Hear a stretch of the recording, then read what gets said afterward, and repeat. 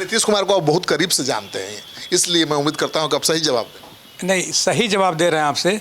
देखिए, नीतीश कुमार जी को परख पाना बड़ा मुश्किल काम है, जटिल काम है।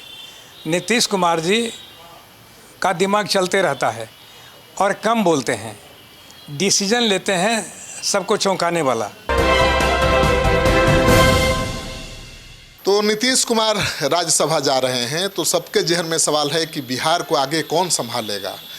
मेरे साथ हैं जनार्दन प्रसाद सिंह जी, जो नीतीश कुमार के बेहद करीब रहे हैं, बहुत करीब से उनको जानते हैं, समझते हैं, और उनकी राजनीति में इनकी अहम भूमिका भी रही है, प्रिंसिपल हैं। उनसे ही बात करते हैं कि आपको कैसा लगता है इतना दिन बाद नीतीश कुमार दिल्ली जा रहे हैं बिहार छोड़कर।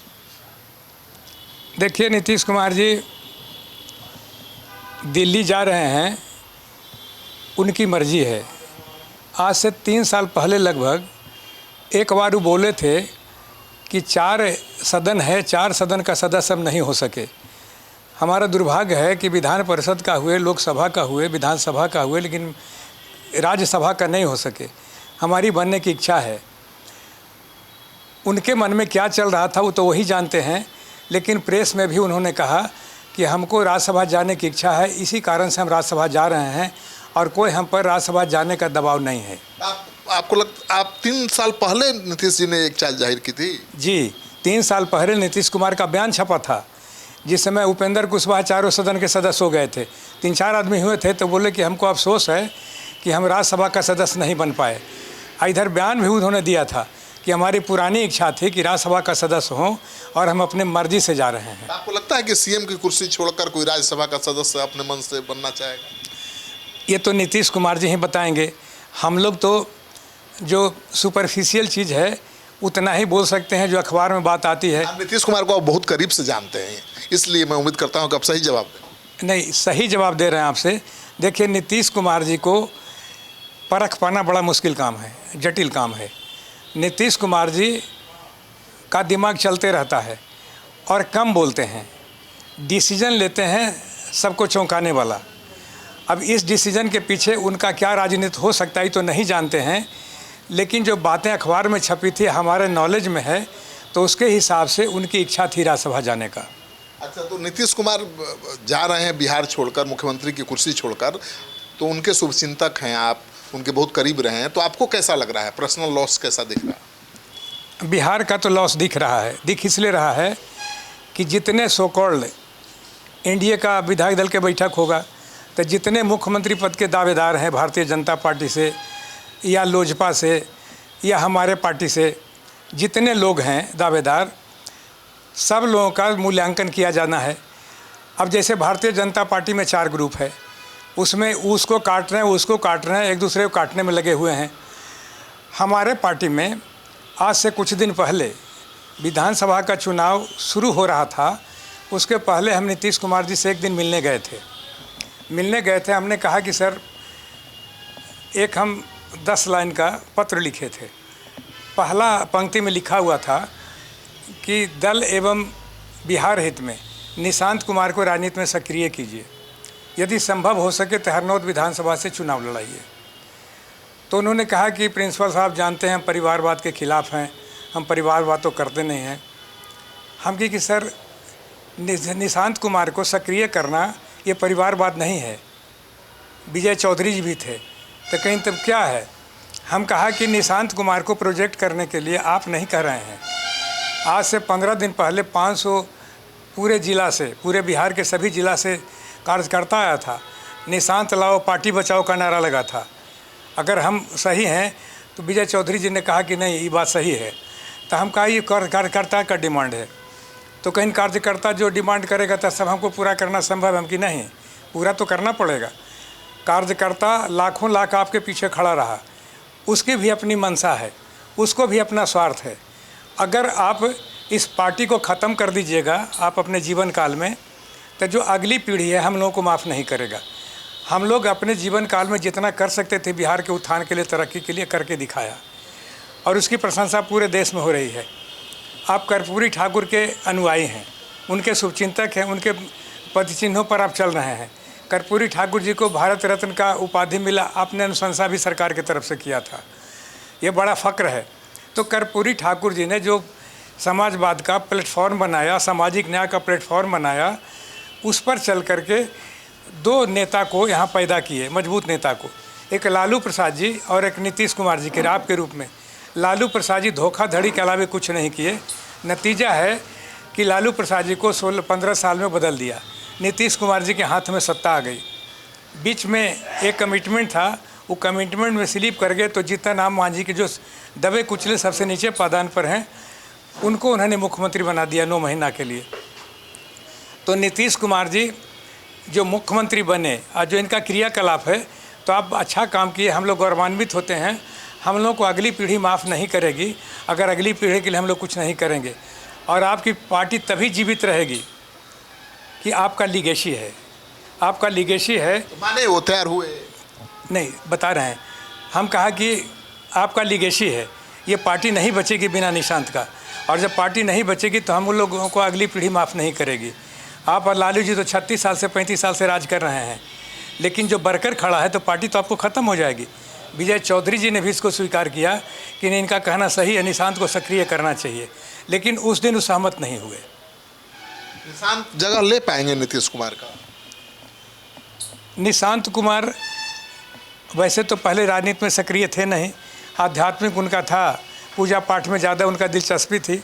लेकिन आप भी पत्रकार लोग या जो मीडिया के लोग हैं, हम लोग भी देख रहे हैं कि उनका जो संबोधन होता है तो निगेटिव बात नहीं बोलते हैं। निगेटिव बात जैसे उनसे प्रेस वाला ने पूछा, कहा कि भाई ये तेजस्वी जी से आपका कैसा रिश्ता है? तो उन्होंने कहा तेजस्वी हमारा छोटा भाई है, छोटे भाई है। लालू जी से कैसा रिश्ता है? कि हमारे चाचा हैं। तो बड़ा गड़बड़ किए हैं।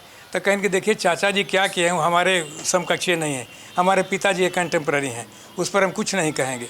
हमको जो भी कहना, 2005 में जो नवंबर में हम नीतीश जी की सरकार बनी हमारे पिताजी की, और इतना दिन से जो उन्होंने सेवा किया, खिदमत किया, तो उनके कार्य को देख करके हम लोग को लगता है कि आगे भी कार्य जाना चाहिए। निशांत को कौन ट्रेनिंग दे रहा है बोलने की, राजनीति करने की? ये हमको जानकारी नहीं है कि आपको नहीं होगा तो किसको होगा? हमको जानकारी नहीं है। जो जानकारी है तो हम सत्य से विचलित नहीं होते हैं।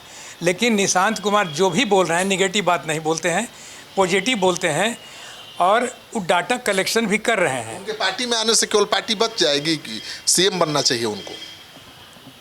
देखिए, जितने दावेदार हैं, अगर मूल्यांकन कीजिएगा तो निशांत कुमार से बेहतर कोई नहीं दिख रहा है।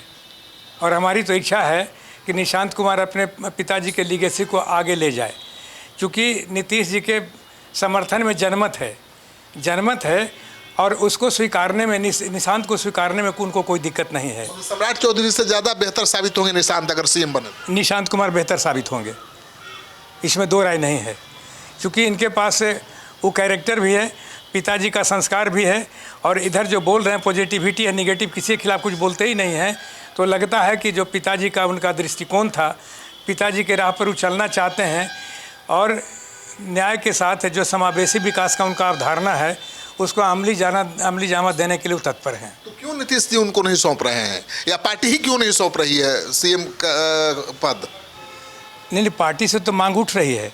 हमारे मुख्य प्रवक्ता नीरज कुमार जी ने उठाया है, अभी अशोक चौधरी जी ने उठाया है, पार्टी में श्रवण कुमार जी ने उठाया है। आपके सारे विधायक इस पक्ष में है कि जेडीयू का मुख्यमंत्री हो, फिर क्यों बीजेपी को दे रहे हैं नीतीश कुमार, ये बताइए। नहीं, बीजेपी को दे रहे हो तो सब विधायक दल के बैठक में तय होगा, लेकिन हमारे अभी तक तय नहीं हुआ कुछ? अभी तक तय नहीं हुआ है कुछ, अभी तक तय नहीं। उम्मीद है ना? बिल्कुल उम्मीद है, बिल्कुल उम्मीद है कि निशांत कुमार के नाम पर मुहर लगेगा, सीएम बनेंगे। जी सीएम बनेंगे। तो एक सवाल ही बताइए कि नीतीश कुमार बहुत चौंकाने वाला फैसला हमेशा लेते रहे हैं। रेल मंत्री थे तब भी उन्होंने रिजाइन कर दिया था गैसल के बाद, याद होगा। एमपी थे, विधानसभा चुनाव लड़ गए थे, विधानसभा से भी रिजाइन कर दिया था। वो क्या कहानी थी? ऐसे चौंकाने वाले फैसले कब कब लेते रहे हैं? संक्षिप्त सारे फैसले के बारे में बताइए। देखिए, नीतीश कुमार जी सेंटिमेंटल आदमी हैं, बहुत सेंटिमेंटल हैं। जो अभी हम बोल भी रहे थे कि वाजपेयी जी बोले कि नीतीश कुमार में सब गुण है, खूबियों का मालिक है, एक ही उसमें कमजोरी है, एक अवगुण है कि उसका उम्र कम है। वो राजनीति को भावना में ले चलता है, राजनीति भावना की चीज़ नहीं है, संघर्ष करने की चीज़ है। नीतीश कुमार तो राजनीति के चाणक्य माने जाते हैं, वो भावना में कहाँ बनने वाले हैं जी? नहीं, भावना में जो इस्तीफा, जैसे गायसल रेल दुर्घटना हुआ, उसके पीछे भी राजनीति होगी। नहीं, कोई राजनीति नहीं थी उसके पीछे। क्या राजनीति है? पारदर्शिता थी, पारदर्शिता थी। वो भी पारदर्शिता भी तो राजनीति का बहुत बड़ा अहम हिस्सा है। हाँ हाँ, तो पारदर्शिता। अब जब विधायक दल के बैठक में तय होगा, हमारे विधायक जनता दल यूनाइटेड के खास करके सब एक मत हो जाएंगे कि हमारे पार्टी से ये चीफ मिनिस्टर बने, तो नीतीश कुमार तो लाचार हो जाएंगे। वो तो अकेला है। विधायक दल के बैठक में तय होगा, विधायक इंडिपेंडेंट है निर्णय लेने के लिए, उसमें सहमति दे सहमति न दे। ये अलग बात है कि हमारी पार्टी में नीतीश कुमार जो बोलते हैं उस पर मुहर लगती है, लेकिन मन में इच्छा है सबका। तो मन में इच्छा है तो उसको विधायक तो करके दिखा भी सकते हैं ना भाई। हाँ, कर सकते हैं, समय आने पर विधायक लोग करके दिखाएंगे। पार्टी के पक्ष में, पार्टी के हित में तो विधायक नीतीश कुमार की इच्छा के विरुद्ध भी फैसला ले ही सकते हैं।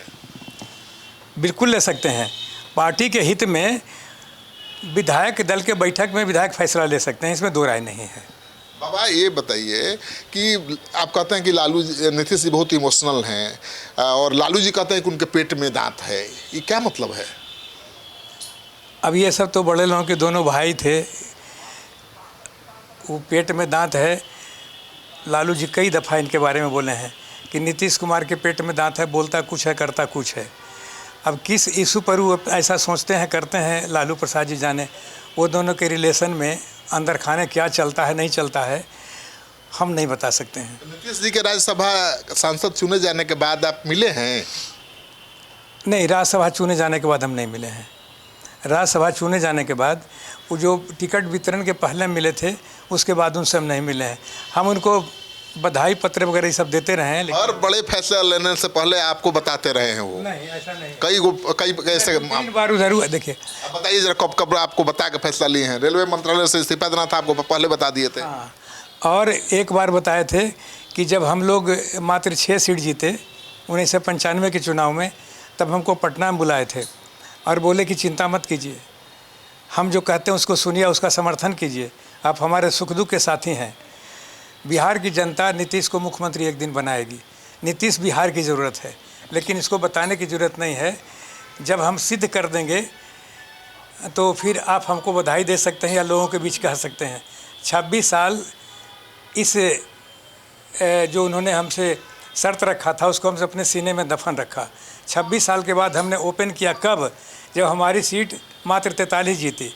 यहाँ मीटिंग था आपको नालंदा ज़िला में, उसमें जो राष्ट्रीय अध्यक्ष बने थे ये रामचंद्र बाबू और प्रदेश अध्यक्ष ये कुशवाहा जी, तो वहाँ संयुक्त मीटिंग थी।